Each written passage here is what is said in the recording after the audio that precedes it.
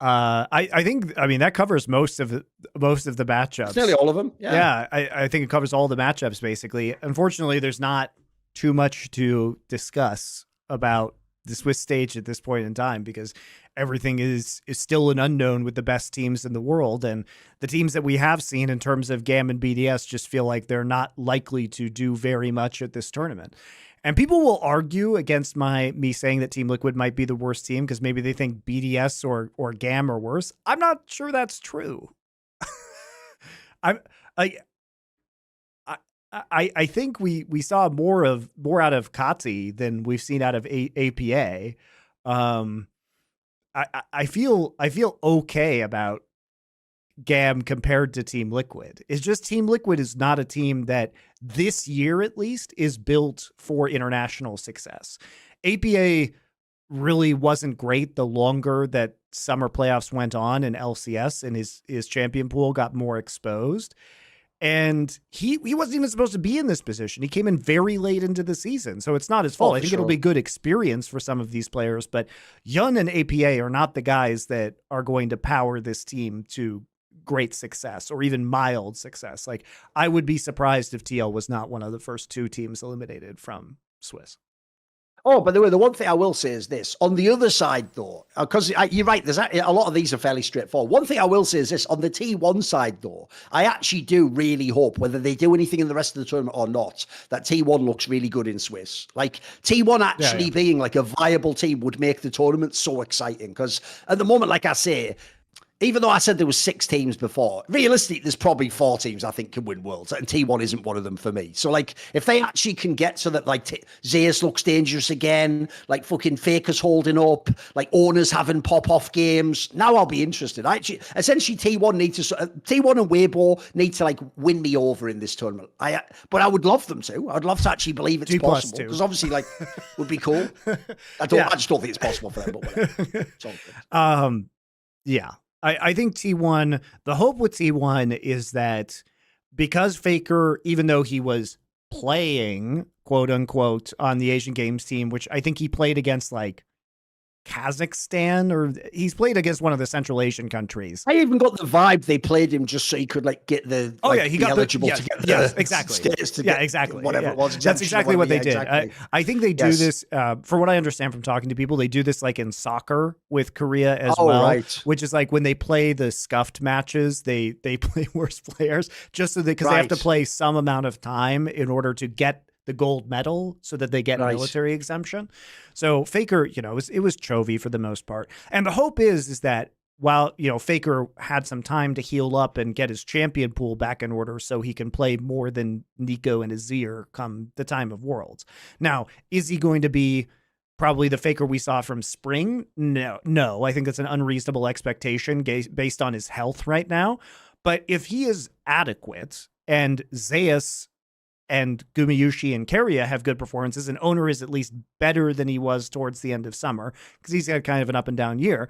But the good news, at least for Owner fans, is that Lee Sin is meta now, and he is a fucking insane Lee Sin. So there's some really good opportunities, I think, for T1. The meta feels pretty good for them. They can be a dark horse if the individual performance picks up. They can be a dark horse. Yeah, and it's like what we said in that episode of Summoning Insight where we were shadowboxing how to beat JDG. One of the things that we said is that they have been very, I'm not going to use the word reliant because we don't know if that's true, but they have been very consistent about using 369 on tank champions to enable their front to back team fighting style that they excel in. And I'm not saying 369 can't play carries because we know he can, but the question is, can he play carries on this team and have their teamwork still function? Because the tank pool in top lane right now is not great. Like, it's a lot of bruisers, it's a lot of fighters, it's a lot of carries. And is that going to fuck up the way JDG has been playing all year? Is the big question. Probably not, but it's the only hope you really have, I think. By the way, just as something to bring up to a thought to pass your way, when I did like an episode last week of my Thorin's Big Brain series, where I actually did one about like all these like top LPL and LC kids here, I was talking to Peter Dunn, right? And a point I made to him, I never thought of it this way before though. It's like, dude, when you actually look purely individually, ignore what his team is doing right now. It's actually insane how good Deft is to this day in he's 2023. crazy. Like, remember, like Faker plays now, but he's nowhere near the mid lane he used to be. It's actually insane. Like, if you take the nameplates off Monte, Deft's just one of the best ADCs in the whole world. In like year 10 or something mental. That's insane. Yeah. He started playing on MVP Blue in 2011 or something. Yeah, maybe more. Yeah, exactly. I can't remember right off the top of his head, but he was playing in Faker's first season on MVP Blue because he got clapped by the LeBlanc in that game and they surrendered at 20 minutes. And he was playing before that as well. So it is incredible. And also he was kind of robbed of recognition, in my opinion, at the end of summer. He was leading in most major statistical categories for ADC. He was top, like, damage per minute. He was, I think, I'm trying to remember off the top of my head, I'm not looking right now, but he was kind of mid-tier in terms of gold economy, but he was dishing out the damage, both in an absolute sense and then his percentage of damage after 15 minutes. And so he was really the only hope a lot of the time for D+.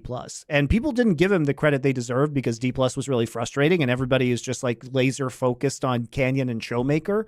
Like everybody remembers those flashy Nico jungle games from Canyon because they were super interesting.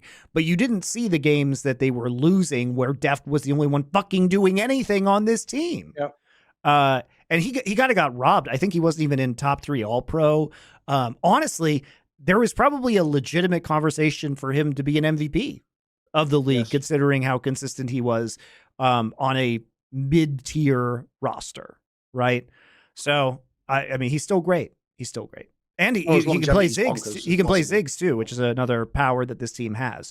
You know, D+, the more flex picks there are, and there are flex picks in this meta, especially now that Talia's back, D+ is going to be a very dangerous team on red side. Like, I would not want to play these guys on red side. It's too fucking crazy what they can do. Just hiding champs every which way. You never know where anything's going. See more cool, funny, interesting clips based on topics from my content? Well, subscribe to this channel then, or, you know, be a pleb and don't.